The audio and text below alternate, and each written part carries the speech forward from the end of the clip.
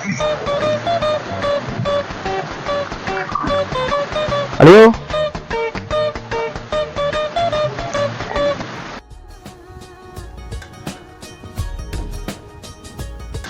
ഇതെന്താ പരിപാടി? കണ്ടിട്ട് എന്തൊരു തോന്നടേ നിനക്ക്? നീ ഫുൾ ടൈം കഴിഞ്ഞിട്ട് ഇതുവരെ ചൂണ്ട എടുക്കുന്നുണ്ടാടേ. ഞാൻ ബസ്സിലും ബസ് സ്റ്റാൻഡിലും ഒക്കെ ചൂണ്ട ഇടുന്നുണ്ട്.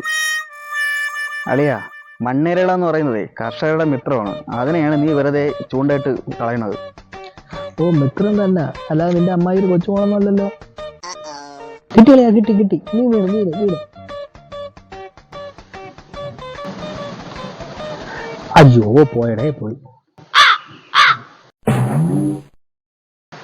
ഇനി നീ കൊരുത്തിട്ടിട്ട് കാര്യമൊന്നുമില്ല.